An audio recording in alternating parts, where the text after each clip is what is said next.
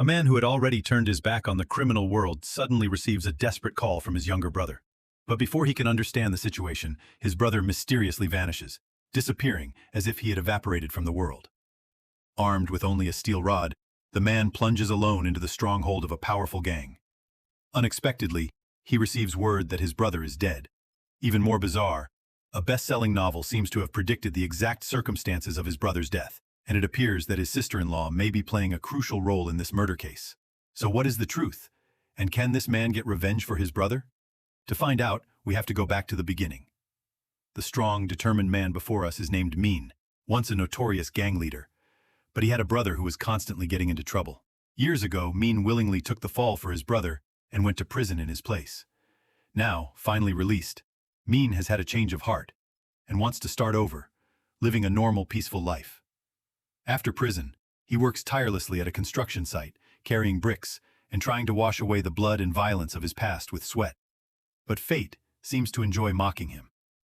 A corrupt contractor intentionally withholds wages, causing an uproar among the workers.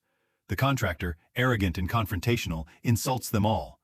Min, unable to suppress his temper any longer, punches him in the head and threatens him with a fruit knife, demanding he pay at least half of the owed wages. After recovering the workers' pay, Min tries to contact his younger brother Sezon, but gets no answer.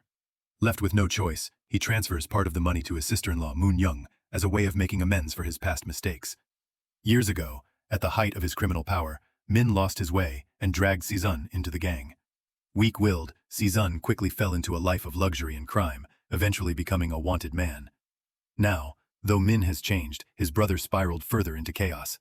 Min could do nothing but try to make up for it by helping his brother's wife. Meanwhile, the police are investigating a serious murder case that seems to be closely tied to Sezon, now a key member of the Trang Mao gang. Two detectives head to his home, but are surprised to find Min just about to leave. One of them, seemingly aware of Min's past, cryptically praises him as a good brother. But since Min isn't yet involved in the case, the officers keep their identities secret. Once Min leaves, they enter the house and find it completely empty, except for a book on the table titled Nightwalker. Neighbors say the woman of the house, likely Moon Young, seemed to be struggling and had even sent her children away for someone else to care for. The trail goes cold, and the detectives temporarily halt the investigation. At the same time, Sezon leaves a mysterious voice message for Min before vanishing without a trace. Growing increasingly anxious, Min heads straight to the Trang Mao headquarters to confront their current leader, an old acquaintance named Lao Trin. Trin is thrilled to see him. He knows Min is a mad dog, fiercely loyal and terrifyingly violent.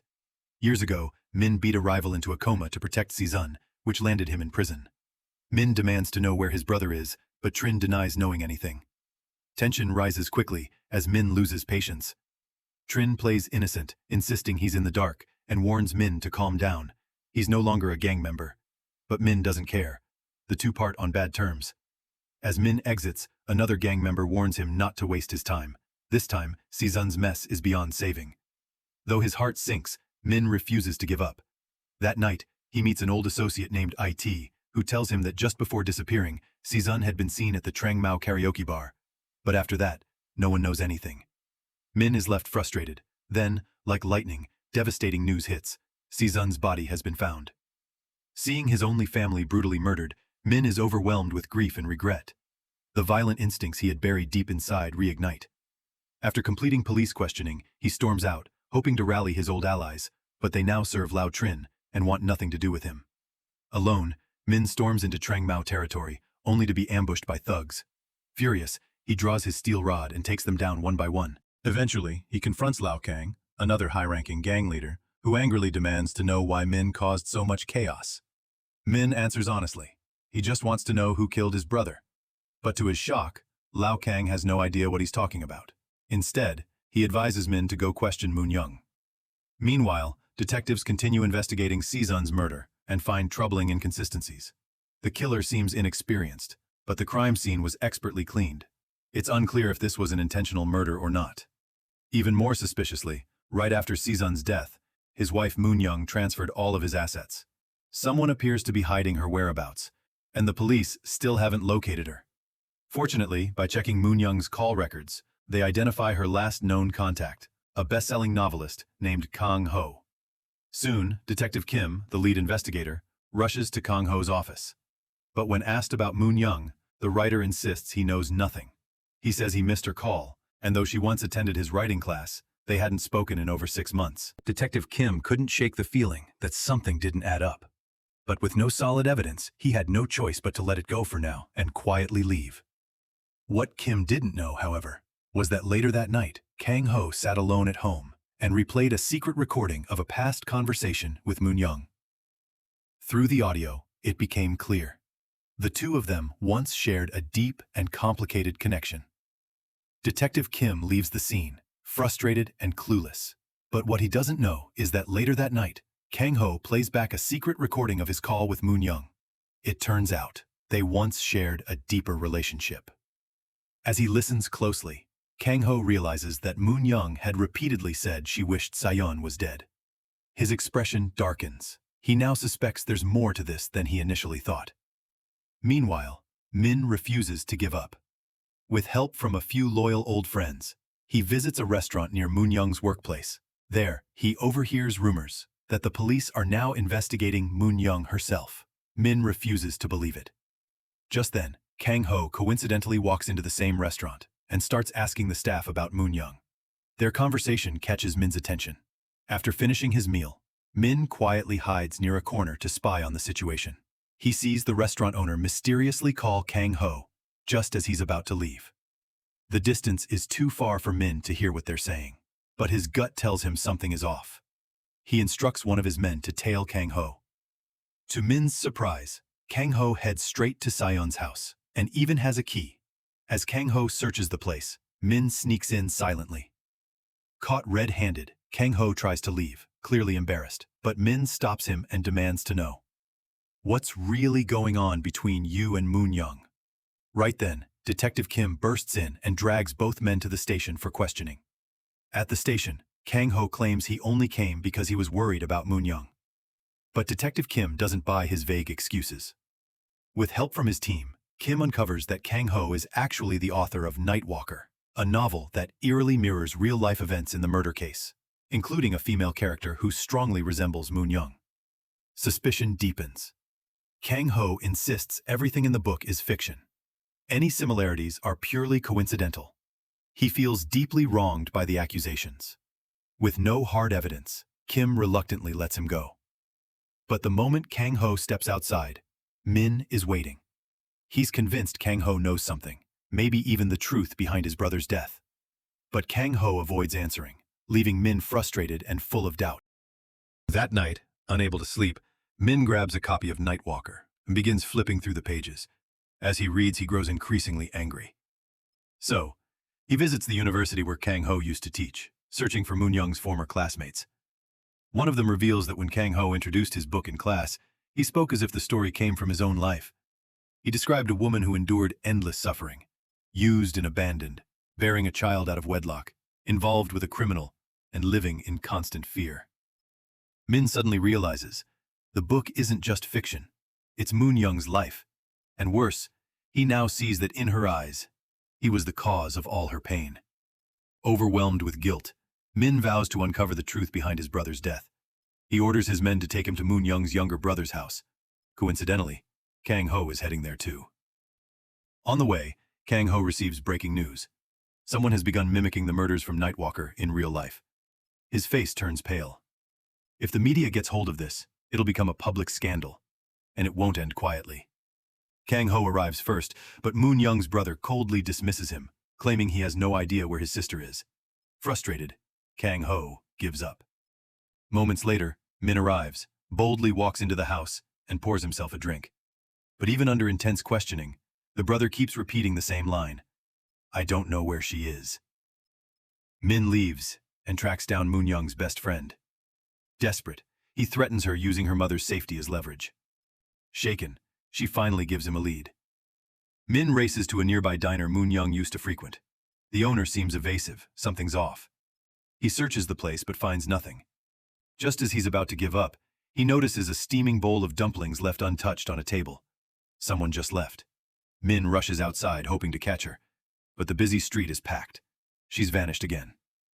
That night, in a last-ditch effort, Min returns to the restaurant with a gas tank, seals the doors, and threatens to blow the place up unless the owner tells him where Moon Young is. Terrified by Min's resolve, she finally breaks down. She reveals that Moon Young plans to leave the city and stay with an old acquaintance, but the details are vague. Min then visits another of Moon Young's old classmates. Based on the plot of Nightwalker, they suggest she might have returned to the hometown of Seun. At that moment, Min's eyes widen. He realizes where she's gone and orders his men to take him to Henan District, her home province. At that moment, Min suddenly had a realization. Without hesitation, he called his men to drive him straight to Moon Young's hometown in Henan District. Meanwhile, Kang Ho, after replaying the audio recording multiple times, also came to the same conclusion. At the same time, the police investigation was making progress. Detective Mina, after some thought, ordered surveillance on both Min and Kang Ho, believing that following them might lead to Moon Young. And so, 3 groups, with different goals, all drove toward Henan. Min was the first to arrive at Moon Young's sister's tea house. As soon as he stepped inside, he ignored the stares from others and searched every corner of the shop. Once he confirmed Moon Young hadn't been there, he went directly to the owner. As expected, she pretended not to know anything. Realizing Min had come with bad intentions, another guest in the shop stood up in protest. Annoyed, Min didn't want to escalate, but when the man kept provoking him, Min let out his frustration by unleashing his anger. Feeling refreshed, he then casually asked the owner to bring him a cup of tea. Just then, Kang Ho arrived, following his own trail of clues. As he walked past the 2 men helping each other stand, Min gave him a knowing smirk. Then he calmly told the tea shop owner to change his tea order to 2 sodas. The owner, having regained her composure after the scare, secretly sent a text message to Moon Young while the 2 men were distracted in conversation. Once Kang Ho sat down, Min immediately asked why he was there. Kang Ho stayed calm and didn't respond. Seeing this, Min pressed harder. How could your novel Nightwalker predict Sezun's death? Were you and Moon Young working together to kill my brother? But Kang Ho simply replied, As his brother Min, you should be the one who understands the truth behind all this. At that moment, a female staff member entered the tea shop and happened to mention Moon Young to the owner. This instantly raised Min's suspicions. He rushed over and glared coldly at the shop owner, demanding again to know Moon Young's whereabouts. Panicked, the owner blurted out that Moon Young was hiding at her house. Min believed her and immediately ordered his men to drive there. After they left, Kang Ho noticed the tea shop owner had left her phone behind. Hesitating for a moment, he picked it up and quickly discovered her message exchange with Moon Young. He wasted no time. He used her phone to call Moon Young directly. Meanwhile, Min arrived at the house the shop owner had mentioned, but after searching, they found no trace of Moon Young. Back at the tea shop, Kang Ho interrogated the female employee and learned the shop owner's home was actually upstairs. He rushed up and began opening doors one by one. As Min searched the house, one of his subordinates alerted their boss, Chairman Jung. After learning that Min had found Moon Young's hideout, Chairman Jung took some time to think, then gave his men a secret order. Min continued searching until a middle-aged man suddenly appeared and greeted the tea shop owner. Only then did Min realize he had been tricked. This wasn't her house, but the home of a police officer. Embarrassed and enraged, Min grabbed a metal rod and knocked the officer out cold. Back upstairs in the tea shop, Kang Ho discovered children's books and a teapot still steaming. Someone had clearly just been there. Then, the shop owner's phone rang. After seeing the message, Kang Ho's expression changed drastically. He dashed out of the shop and headed straight to the train station. Min, realizing he'd been duped, also rushed back toward the tea shop. Both cars sped down the road, and just as they passed each other, Min recognized Kang Ho's vehicle. He ordered his men to turn around and give chase, but just as they were catching up, a small truck cut them off. A group of burly men carrying clubs stormed toward them. It was the man Min had beaten earlier, now back for revenge. Without hesitation, Min pulled the same metal rod from his coat and gave the man another brutal beating. His crew quickly restarted the car and tore through the blockade. Elsewhere, Moon Young was at the train station, hiding with her daughter, fast asleep in her arms, unaware of the danger closing in. Soon, both Kang Ho and Min arrived at the station. As they searched frantically, 2 detectives tracking their phone signals also entered the scene. The 3 groups moved quickly around the station. Kang Ho found Moon Young and her daughter first, but before he could speak, Min spotted them. What no one expected was one of Min's men suddenly grabbing Moon Young and plunging a knife into her stomach. Min was shocked. He couldn't believe what he was seeing. That night, when Seun was killed, Min had been in the same room as Chairman Jung. When Jung learned that Seun had killed the only son of the Drink Syndicate boss, his expression turned grim. He knew this powerful figure was not someone they could afford to offend. After a long pause, Jung walked to a karaoke bar, grabbed a screwdriver. Moon Young, witnessing this, felt a storm of emotions. In the end, she didn't stop him. Deep down, she had wanted Seon dead so she could start a new life. Still, she felt uneasy and tried calling Kang Ho, but no one answered. Back in the room, Jung looked at the semi-conscious Seon. Without saying a word, he stabbed the screwdriver into Seon's neck. When he saw that Seon was still alive, he didn't hesitate. He pulled it out and drove it straight into Seon's heart. At last the man stopped breathing. Chairman Jung calmly stepped out of the private room and ordered Moon Young to shut down the business immediately. Moments later, the gang's deputy leader arrived to handle Shun's corpse, while Jung gave Moon Young two choices: either be buried alongside Shun, or vanish to a place where no one would ever find her, and never speak a word about tonight. Knowing she still had a daughter to care for, Moon Young didn't hesitate. She chose the second option. Following Jung's instructions, she rushed home, packed her bags, and quietly fled with her child. But what she didn't know was that both the police and Min had already found key evidence, and were closing in fast. To keep the truth buried, Chairman Jung sent one of his men to secretly follow Min. If he found Moon Young first, he was to kill her on the spot.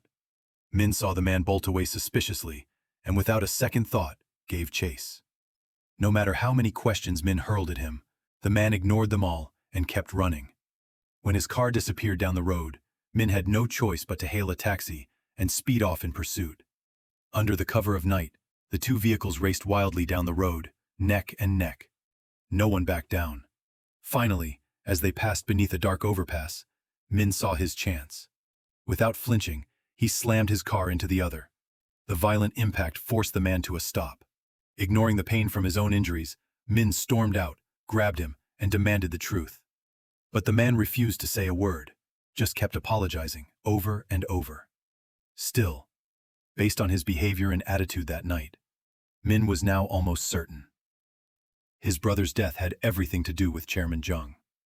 That thought alone made the world spin. His body collapsed, consumed by grief. The next day, Min showed up alone at the headquarters of the Trong Mao gang. When the gang's deputy leader saw him, a strong sense of unease washed over him. Trying to stay calm, he signaled his men to quietly call for backup. Then, putting on a friendly face, he approached Min, hoping to talk him down with old memories of friendship. But Min wasn't in the mood for talk.